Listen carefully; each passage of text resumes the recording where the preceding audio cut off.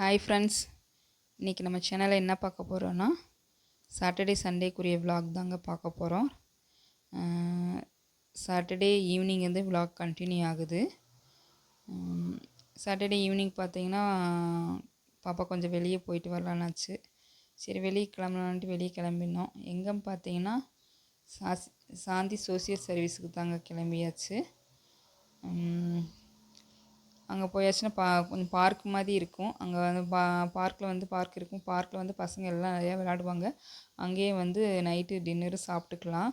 Food சர்வீஸும் இருக்குது. சரி ஓகே, அங்கேயே கொஞ்சம் நேரம் விளாண்டுட்டு நைட்டு சாப்பிட்டுட்டு அப்படியே கிளம்பலான்ட்டு வந்திருந்தோம். பாப்பா வந்து விளாண்டுக்கிட்டே இருந்தா. நாங்கள் அப்படி கொஞ்சம் உட்காந்து பார்த்துக்கிட்டே இருந்தோம். இன்னைக்கு கூட்டம் பார்த்தோம்னா கொஞ்சம் கம்மி தான். ஏன்னா சாட்டர்டேங்கிற வாசி கூட்டம் கொஞ்சம் கம்மியாக தான் இருக்குது. இதே சண்டேவாக இருந்துச்சுன்னா இங்கே எந்த கேம்லேயும் வந்து போய் ஃப்ரீயாக விளையாட முடியாது, அவ்வளோ கூட்டம் இருக்கும். நல்ல கூட்டமாக இருக்கும் சண்டே. சரி ஓகே, நாங்களும் வந்து இன்னைக்கு கொஞ்சம் ஃப்ரீயாக இருக்க வாசி நல்லா பசங்க ஃப்ரீயாக விளாண்டுக்கிட்டு இருந்தாங்க. சரி அப்படியே உட்காந்து நாங்களும் பார்த்துக்கிட்டே இருந்தோம். இவங்க பார்த்திங்கன்னா சாந்தி சோசியல் சர்வீஸுங்க பார்த்திங்கன்னா மக்களுக்கு அவ்வளோ ஒரு சர்வீஸ் பண்ணுறாங்க. என்னன்னு பார்த்திங்கன்னா medical centre, medical shop, bed shop, food service, snacks item, இது மாதிரி பண்ணுறாங்க. எல்லாமே அவங்க வந்து மக்களுக்கோசரம் அவங்க பண்ணுறாங்க. வெளியே இருக்கிறத விட வந்து இங்கே நம்மளுக்கு ரேட்டு கம்மியாக தான் இருக்கும். ஒரு ஜெனரல் செக்கப் பண்ணணுன்னா கூட, மாஸ்டர் செக்கப் பண்ணால் கூட எவ்வளோ ரேட் வருது, இங்கே வந்து பார்த்தோம்னா அது வந்து கம்மியாக தான் இருக்கும். இங்கே மாதிரி செக்கப் பண்ணி நம்ம இது பண்ணியாச்சுன்னா மெடிசனும் அதே மாதிரி தான். இங்கே வந்து ரேட்டும் கொஞ்சம் கம்மியாக தான் இருக்கும். வெளியே விட இங்கே ரேட்டு கம்மியாக தான் இருக்கும். மொத்தமாக டேப்லெட் வாங்குறவங்கலாம் வந்து இங்கே வந்து வாங்கிக்கலாம். ரேட்டு கம்மியாக தான் இருக்கும். ஃபுட்டும் பார்த்தா அவ்வளோதான். ஃபுட்டு ரொம்ப ரொம்ப கம்மிங்க. எந்த ஃபுட்டுமே 25 ருபீஸ்க்கு மேலே எந்த ஃபுட்டுமே போகாதுங்க. எல்லா ஃபுட்டுமே அவ்வளோதாங்க இருக்கும். பூரி, வேறு என்ன சொல்கிறது, வெஜ் பிரியாணி, பொங்கல், தோசை எல்லாமே இருக்கும். செல்ஃப் சர்வீஸ் தான். நம்ம வேணுங்கிறத ஸ்க்ரீனில் பார்த்துட்டு நம்ம போய் பைசா கொடுத்து பில் போட்டுக்கிற வேண்டியதான். செல்ஃப் சர்வீஸ் தான். ஃபுட்டும் நல்லா டேஸ்ட்டாக இருக்குங்க. நல்லா நீட்டாகவும் இருக்கும். இடம் நல்லா ஃபுட்டு நல்லா நீட்டாக இருக்குங்க. நல்லாயிருக்கும் போகிறதுக்கே. நம்மளுக்கு அது எந்த டிஃப்ரெண்ட் தெரியாது, அவ்வளோ ஒரு நல்லாயிருக்கும். சரி ஓகே, டைம் ஆயிடுச்சு, ஒரு 8 o'clock ஆயிடுச்சு. நம்மளும் சாப்பிட கிளம்பலான்ட்டு அப்படி நாங்களும் அப்படியே கிளம்பியாச்சு. ஃபுட்டு இன்றைக்கி பார்த்திங்கன்னா சாட்டர்டேங்கிற வாசி நம்மளுக்கு வந்து மெனு கம்மியாக தான் இருந்துச்சு. இன்றைக்கி அவ்வளோ மெனு இல்லை. சண்டேங்கிற வாசி ஒருவேளை மெனு அதிகமாக இருக்கலாம். ஏன்னா நிறையா பேர் வருவாங்க அப்படின்ட்டுக்கோசரம் மெனு அதிகமாக இருக்கலாம். சாட்டர்டேங்கிற வாசி மெனு கம்மியாக தான் இருந்துச்சு. சரி ஓகே, பரவாயில்லன்ட்டு இருக்கிறத பார்த்துட்டு பிடிச்சது நம்மளுக்கு வேணுங்கிறத மட்டும் வாங்கிக்கிட்டாச்சு. நான் வெஜ் பிரியாணி பூரியும் வாங்கியிருந்தேன். பாப்பா வந்து கல் தோசையும் பூரியும் வாங்கியிருந்தா. ஹஸ்பண்ட் வந்து இட்லியும் ஆனியன் ஊத்தாப்பமும் வாங்கியிருந்தாங்க. சரி எல்லோரும் வாங்கி எல்லாத்தையும் அப்படியே ஷேர் பண்ணி நல்லா சாப்பிட்டாச்சு. நல்லா திருப்தியாக சாப்பிட்டுட்டு அப்படியே வெளியே வந்தோம். வெளியே வந்து பார்த்தோம்னா ஸ்நாக்ஸ்லாம் வச்சுருந்தாங்க எல்லாமே. சரி என்ன ஸ்நாக்ஸ் இருக்குன்ட்டு அப்படியே பார்த்துக்கிட்டே இருந்தாச்சு. அந்த பார்த்தீங்கன்னா டைம் பார்த்திங்கன்னா ஒரு 9 o'clock ஆயிடுச்சு. 9 o'clockலாம் ஃபுல்லாக மேக்ஸிமம் அங்கே க்ளோஸ் பண்ணிட்டாங்க.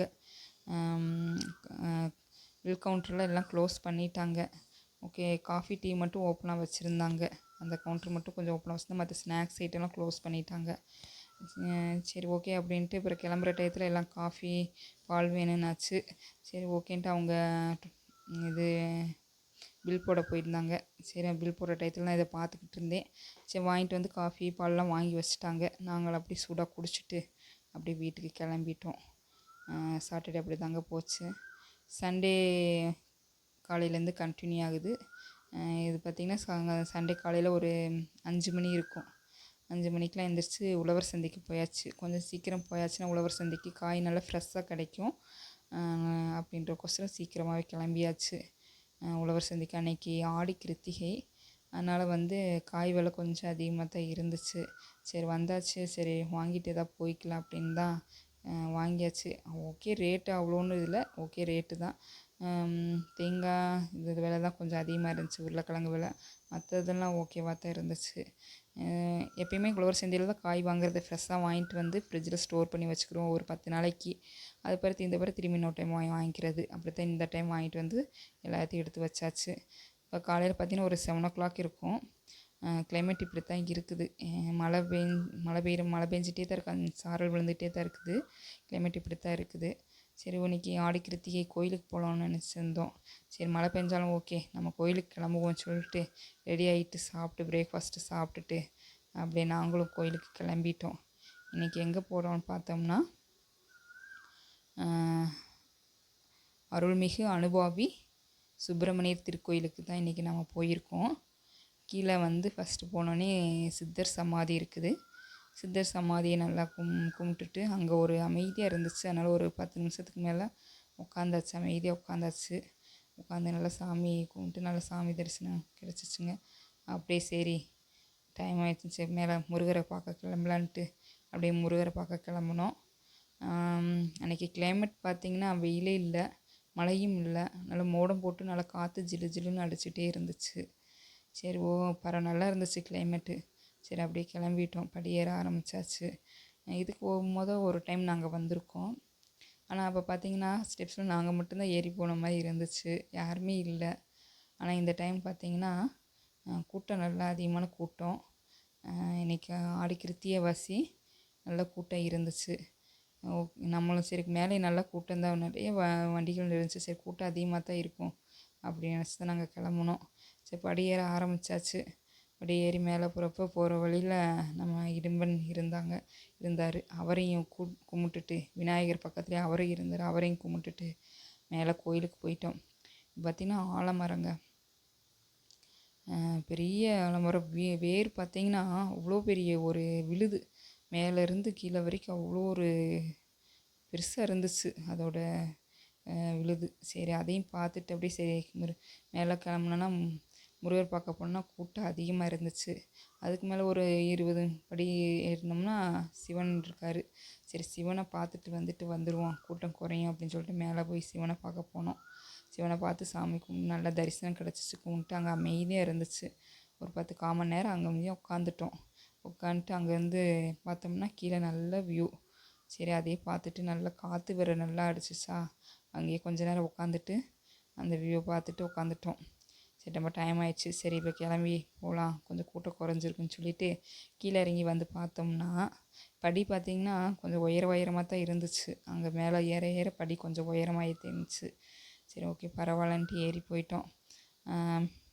அப்படியே இறங்கி இறங்கி கீழே வந்து பார்த்தோம்னா அதே மாதிரி தான் அன்றைக்கி பூஜை வேறு, முருகருக்கு பூஜை வேறு நினச்சி நிறைய பேர் டான்ஸ் ஆடினாங்க, நல்லா இருந்துச்சு. சரி, அப்படியே வேலை கும்பிட்டுட்டு அப்படியே கீழே வந்தோம்.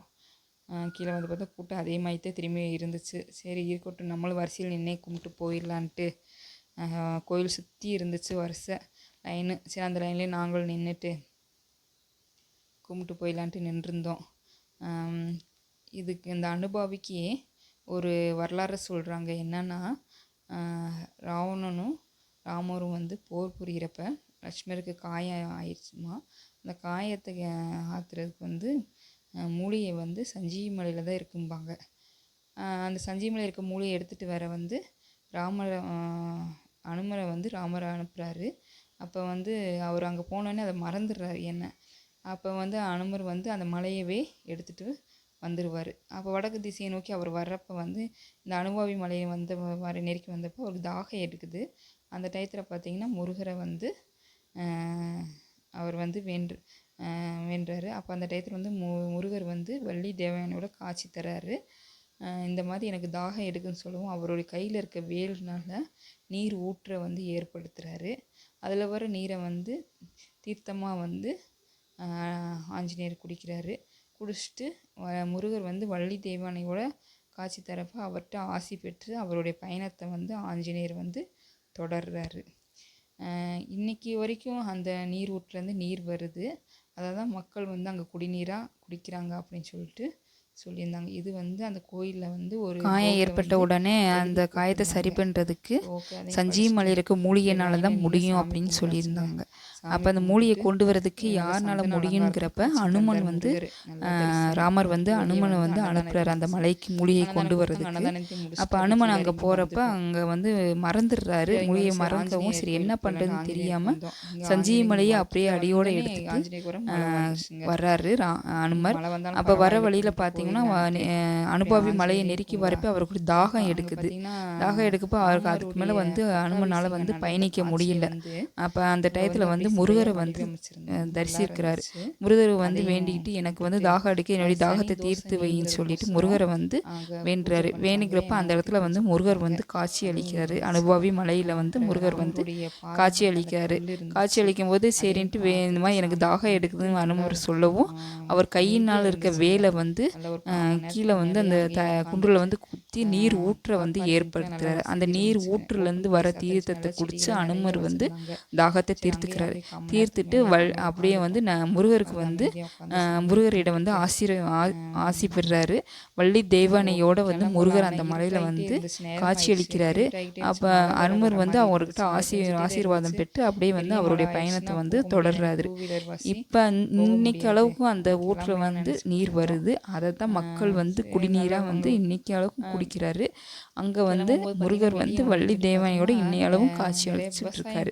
இதுதான் அங்கே இருக்க அந்த அனுபவி மலைக்கு இருக்க ஒரு கதை. இது அங்கே வந்து எழுதி போட்டிருந்தாங்க. சரின்னு படிச்சுட்டு சரி அந்த இது வந்து உங்களுக்கும் கொஞ்சம் சொல்லலாம் அப்படின்னு தான் நான் சொல்லியாச்சு. அப்படியே கீழே வந்து நாங்கள் அனுமர் கோயிலுக்கு வந்தாச்சு. இங்கேருந்து கீழேருந்து அனுமர் கோயிலுக்கு வந்து அனுமர் கோயில்லையும் பார்த்தோம்னா அனுமானுடைய சிலை வந்து அவ்வளோ பெருசாக இருந்துச்சு. கீழே வந்து பார்த்திங்கன்னா ராமர் பட்டாபிஷேகம் நடந்த அந்த காட்சியை வந்து அங்கே வந்து சிலையாக வந்து வடிவமைச்சிருந்தாங்க. சனி தோஷம் நீக்கிறதுக்கு வந்து அங்கே வந்து நல்லெண்ணெய் ஊற்றி அந்த நல்லெண்ணெய் ஊற்றி பூஜை செய்கிறதுக்கு அங்கே வந்து இது பண்ணி சிலை வச்சு ஏற்பாடு பண்ணியிருந்தாங்க. பிறகு வந்து ராமருடைய பாதம்னு சொல்லிட்டு வச்சுருந்தாங்க. கணபதி இருந்தார், விநாயகர் இருந்தார். அமைதியாக இருந்துச்சுங்க அந்த இடம். நல்லா அமைதியாக இருந்துச்சு. ஓப்பன் பிளேஸாக தான் இருந்துச்சு. நல்லா அமைதியாக இருந்துச்சு. நிறைய செடி மரங்கள் எல்லாம் நிறைய வச்சுருந்தாங்க. பார்க்கவே அவ்வளோ ஒரு அமைதியாக இருந்துச்சு. நல்லா சாமி கும்பிட்டுட்டு அங்கே ஒரு 1/4 மணி நேரம் நாங்கள் உட்காந்துருந்தோம். கார் பார்க்கிங்கில் நல்லா இடம் விட்டுருந்தாங்க. நல்லா முன்னாடி நல்லா இருந்துச்சு. ஒரு பக்கத்தில் வந்து விவசாய நிலங்கள் இருந்துச்சு. நல்லா விவசாயம் பண்ணுறாங்க. பக்கத்தில் வீடுகள் நிறைய இருந்துச்சு. சரி அங்கேயே ஒரு 1/4 மணி நேரம் உட்காந்து அதெல்லாம் பார்த்து ரசிச்சுட்டு பார்த்திங்கன்னா மழை வந்துருச்சு. ஈவினிங் ஆகிடுச்சா, மழை அப்படியே இருட்டாகிட்டே இருந்துச்சு. டைம் ஆகிட்டே இருந்துச்சு. சரி அப்படியே கிளம்பிட்டோம். கிளம்பிட்டு வர வழியில் பூ மார்க்கெட் இருந்துச்சு. அப்படியே சரி பூ வாங்கிட்டு போயிடலாம், இதுக்கு இன்னும் தனியாக வர முடியாதுன்ட்டு அப்படியே பூவையும் வாங்கிட்டு ரேட்டு ஓகே பூ வாங்கிக்கிட்டு மல்லிகைப்பூ ரேட்டு தான் கொஞ்சம் அதிகமாக இருந்துச்சு. முல்லைப்பூவும் அரளிப்பூவும் வெத்தலை எல்லாம் வாங்கிக்கிட்டு சரி கிளம்பலான்ட்டு வந்தாச்சு. வர வழியில் ஒரு டீயும் பஜ்ஜியும் சாப்பிட்டுட்டு மலைக்கு சூடாக டீயும் பஜ்ஜியும் சாப்பிட்டுட்டு டைம் ஆயிடுச்சு. அப்போ ஈவினிங் ஒரு 5 o'clock ஆயிடுச்சு. 5 o'clock 5:30 ஆயிடுச்சு. சரி வீட்டுக்கு நாங்கள் அப்படியே வந்தாச்சுங்க. இன்னைக்கு 2 நாள் டே இப்படி தாங்க போச்சு. ஓகேங்க, பாய், தேங்க்யூங்க.